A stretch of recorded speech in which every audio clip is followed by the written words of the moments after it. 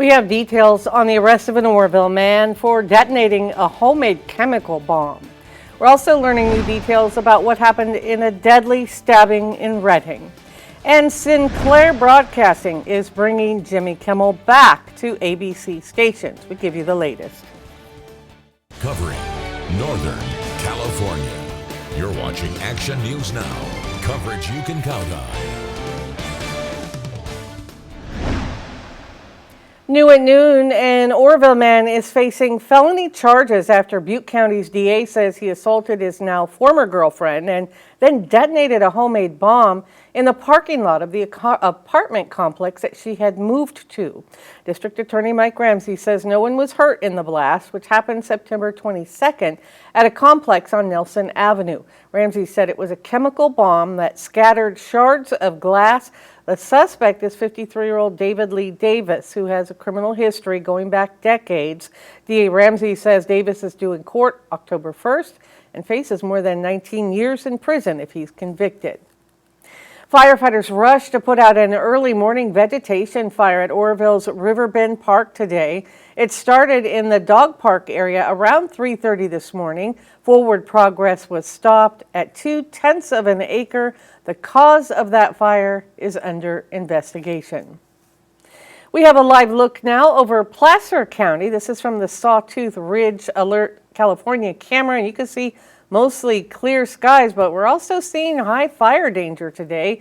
We check in with Court Klopping for a first look at your forecast. Yeah, that's right, Linda. Now, temperatures rising rapidly. It's going to be hot for everyone. Fire danger elevated specifically for areas of the valley today from Tehama to Shasta County. That's for the red flag warnings in effect. I'll touch more on that in just a moment. Here's the view to the west across Tehama County right now from the East Los Molinos camera. Just seeing blue skies above, not a cloud in sight right now. We had a few brush overhead in the overnight hours. Those are gone, and we're just seeing sunshine for today. And temperatures pretty rapidly rising. 90 degrees for Chico already. Wind out of the northwest is 16 miles an hour. Those are sustained winds, not gusts. Gusts are stronger than that. Sunny skies. Reading, 18-mile-an-hour winds out of the north. 88 degrees with sunny skies. 88 degrees right now for Red Bluff with north wind to 21 miles an hour. Currently Orville, 79 degrees with those winds out of the southwest to 5 miles an hour. So the wind's playing a big role there. High temperatures today, mid to upper 90s in the valley. Gusts up to 35 miles an hour out of the north with humidity dipping into the teens, leaving us with fire danger in the high range for today. Linda, the red flag warning in effect through 5 a.m. tomorrow morning. I'll be tracking that and why we're seeing that in effect coming up in just a few minutes. All right. Thank you, Court. We are getting our first look today at the man arrested for a deadly stabbing in Reading this week. Police arrested this man, 26-year-old Matthew Riddle, who is accused of stabbing and killing the victim with a kitchen knife at a transitional housing facility called Stability Solutions, LLC. Investigators say Riddle faces a murder charge for violent confrontation Tuesday night between two men on probation living at the facility on Aruba Drive. Police say Riddle had falsely accused the victim of being a registered sex offender and that the two men got into a fight. The victim was a 42-year-old man from Anderson. The Siskiyou County Sheriff's Office confiscated a large amount of fentanyl during a traffic stop. It happened over the weekend. Deputies say they found nearly 17 grams of fentanyl, which you see here, and that they say it's equal to more than 8,400 lethal doses of the drug. Sheriff's officials warn just a few grains of fentanyl can be deadly. It's often hidden in counterfeit pills or mixed with other drugs, making its effects unpredictable and sometimes lethal. Israeli Prime Minister Benjamin Netanyahu spoke defiantly at the UN General Assembly in New York today, facing accusations of war crimes and growing pressure to end the war in Gaza. As Matt Bradley reports, he told world leaders Israel must finish the job against Hamas, despite growing international isolation.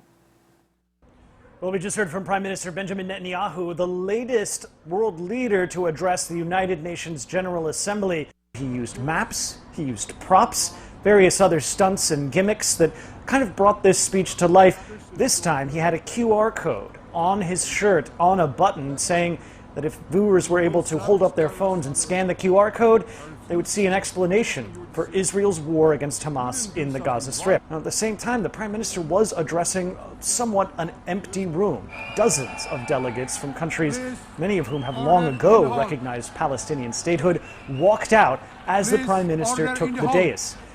We saw from the Israeli delegation who was there that they were clapping at many of these applause lines, but many of these applause lines didn't get that much support because there weren't that many people in the room.